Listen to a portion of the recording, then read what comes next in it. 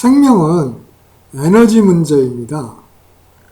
에너지가 충분하면은 건강하고 그렇지 못하면은 병들고 일찍 죽지요. 인체의 에너지 작용은 세포가 주도합니다. 에너지를 만들고 쓰고 하는 이것이 다 세포입니다. 그런데 현대과학은 이러한 세포의 에너지 생산 및 소비를 제대로 규명하기가 어렵습니다. 세포 수준의 전자작용을 규명하기가 쉽지 않은 거죠. 그러나 비유를 통한 철학적 직관을 이용한다고 하면은 이런 것들을 어느 정도 가늠할 수 있는데 한번 살펴보겠습니다. 여기에 어항이 있는데요. 이 어항에 물고기가 많을수록 또 활동이 왕성할수록 수질이 오염이 되죠. 이것은 도시에서 사람들이 많고 사람들의 활동량이 많아질수록 오염이 늘고 매연이 늘고 쓰레기가 많이 나오는 거하고 유사한 개념입니다. 사람은 어떤 행위를 하든지 정도 차이가 있을 뿐이지 인체의 산성화를 촉진시킵니다. 여기 물고기가 술이나 콜라나 담배 같은 산성물질로 비유될 수 있는데요. 콜라 같은 경우는 pH가 3.0이라 인체의 7.4와 많은 차이가 있죠. 이러한 물고기들이 수질을 오염시키는 것처럼 이러한 외부에서 주입한 산성물질들이 인체의 체액을 산성화시킵니다. 또한 우이나 심장이나 간 같은 장기들이 24시간 인체에서는 돌아가는데 이렇게 할 때마다 계속해서 체액이 산성화됩니다. 그래 우리가 매일 먹는 어떤 음식이든지 체액을 산성화시키고요. 그런 음식이랄지 그런 여러 가지 행위가 산성도가 높은 것일수록 더 큰 문제지요. 체내 장기도 마찬가지로 산성화를 촉진시킵니다. 여기 맛있게 생긴 과일이 있습니다. 이 과일을 자세히 살펴보면은 껍질은 단단하고 안에는 부드러운 이런 구조로 되어 있죠. 그래서 껍질을 주로 벗겨내고 속살만 먹습니다. 여기 벼가 있는데요. 벼도 마찬가지로 추수를 하면은 껍데기를 도정하고서 백미만 먹죠. 현미보다는 백미를 선호하는 것은 백미가 더 부드럽기 때문입니다. 더 자세히 살펴보면은 외피는 금속성 미네랄로 되어 있습니다. 그래서 단단하죠. 반면에 그 내부는 부드러운 유기물질로 되어 있죠. 탄수화물이죠. 이것을 보호하기 위해서 외피를 단단하게 하는데요. 이런 외피들은 알카리성 금속으로 주로 되어 있습니다. 반면에 그 내부 물질은 산성이죠. 그래서 우리는 이것을 껍질째 먹어야지 건강에 좋습니다.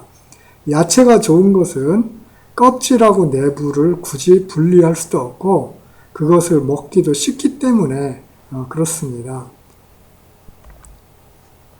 햄버거의 문제점에 대해서 얘기해 볼게요. 햄버거는 왜 정크푸드로 불릴까요? 햄버거는 돈만 생각하는 판매업자와 맛만 따지는 소비자가 만나서 만들어진 겉만 번지르르한 식품입니다.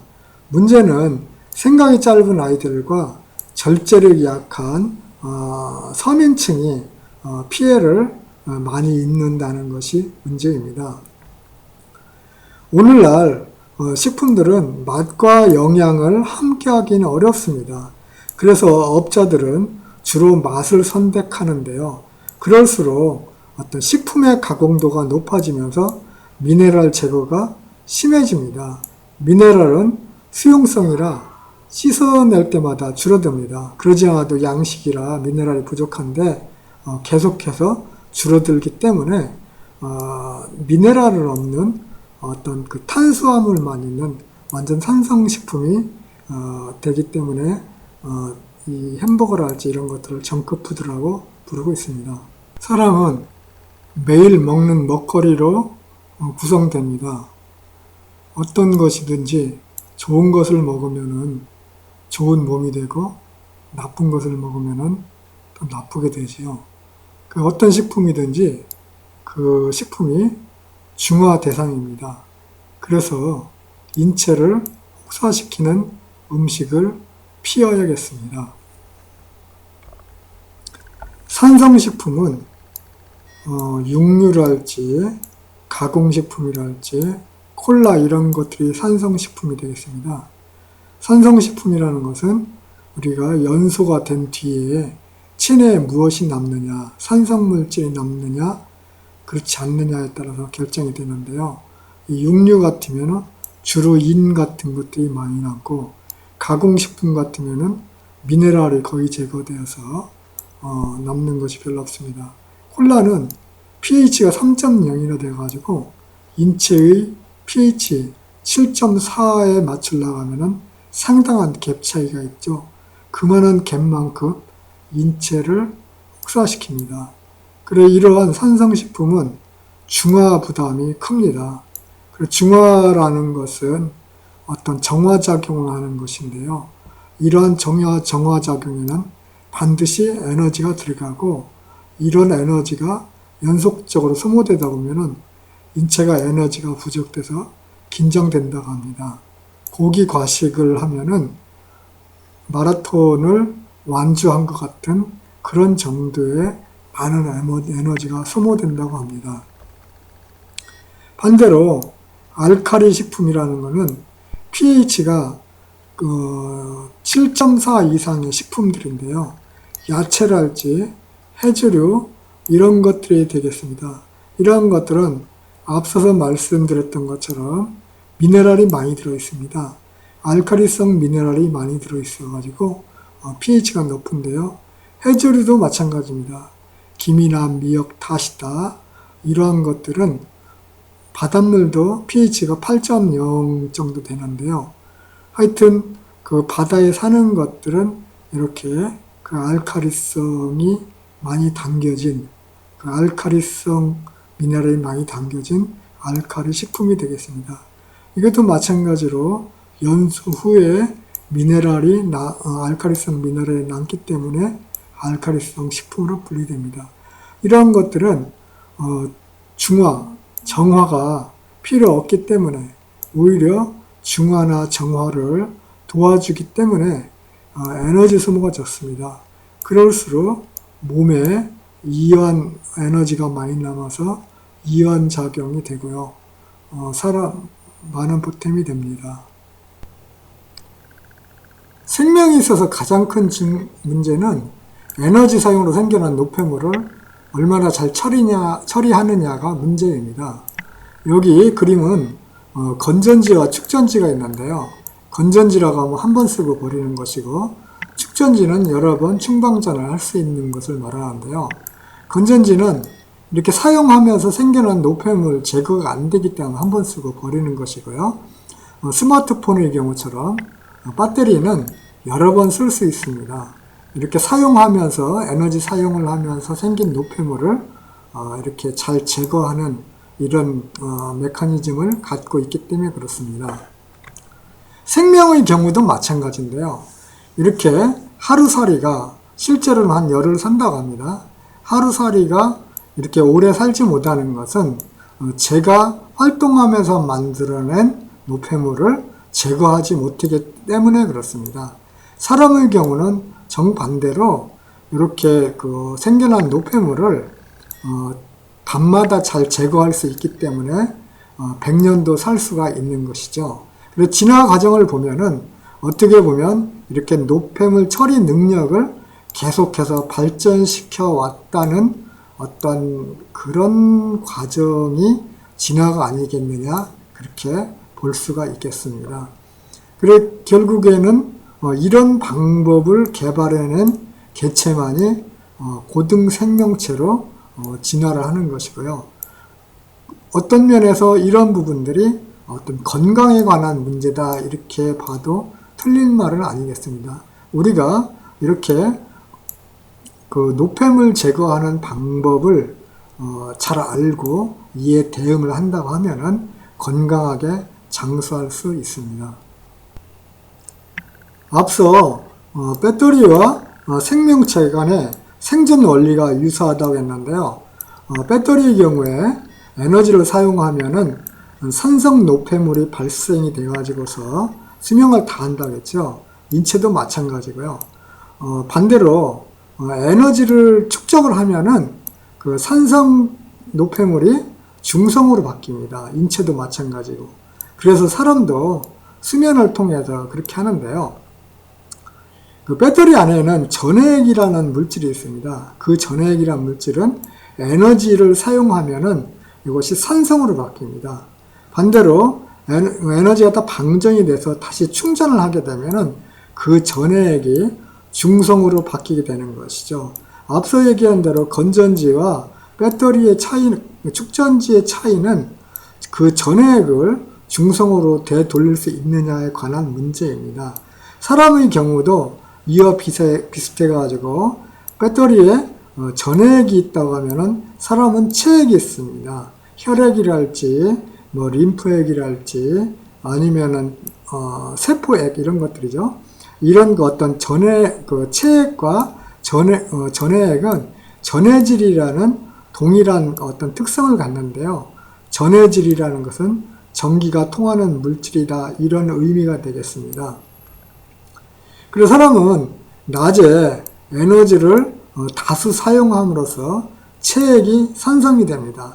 아침에는 중성에 가깝겠지만은 저녁으로 계속 시간이 지나면서 산성화가 되겠죠.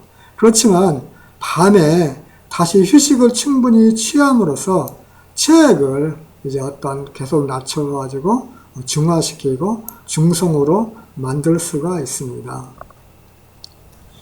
그 앞서 얘기한 대로 인체 체액과 배터리의 어떤 그 전해액은 그 동일한 전해질이라고 했죠. 이런 전해질이 낮 동안 산성이 되었다가 수면으로 중성으로 회복됩니다. 자본주의 현대 문명은 환경은 물론 인체를 산성화시킵니다. 여기 도시의 사진이 있는데요. 도시는 모든 것이 편리한 문명의 직결체라고 할 수 있겠습니다. 그러나 도시가 커지면서 대기와 수질은 오염되고 쓰레기가 넘쳐나죠. 이 사진에서처럼 회색빛 도시가 되어버립니다. 또한 환경 호르몬이 방출되면서 아이들부터 아토피가 걸리기 시작합니다. 이 그림은 현대인의 어리석은 형태를 나타나고 있는데요. 살을 빼기 위해서 러닝머신을 달리지만은 맛난 음식에 대한 탐욕은 멈출 수가 없죠. 몸과 마음이 따로 놀면서 이러지도 저러지도 못하는 신세를 나타냅니다. 이런 것뿐만 아니고 어떤 것이든 마찬가지인데요.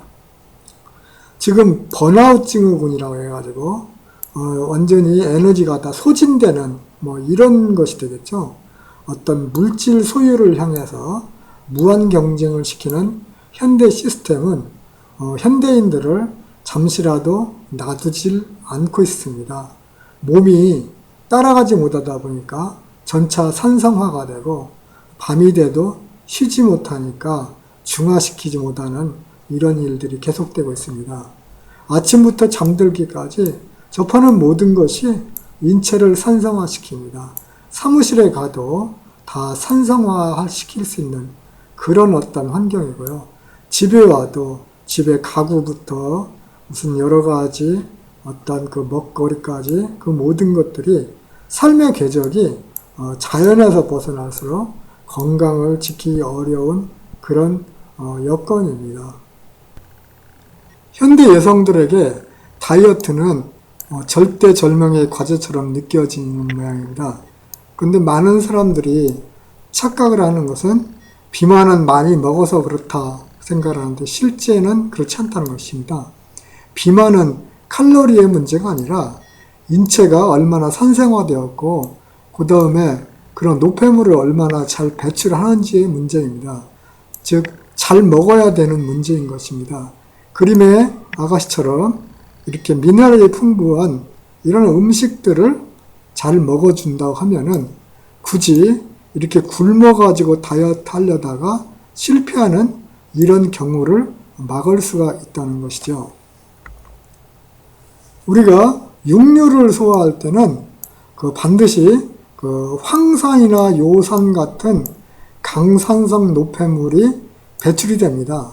이런 노폐물들은 배출이 되자마자 세포를 녹이는데요. 그런 것들을 방지하기 위해서, 중화시키기 위해서 미네랄이 반드시 쓰여집니다. 그런데 이러한 것들은 일일 처리 용량이 정해져 있습니다. 그래가지고 인체의 산성도가 높은 사람들은 처리 용량이 매우 낮고, 그렇지 않은 사람, 어떤 미네랄이 충분해가지고 중화 기능이 좋은 사람들은 처리 용량이 많습니다. 그리고 처리 능력이 떨어지는 사람들은 그 초과량만큼을 뱃살에 저장합니다.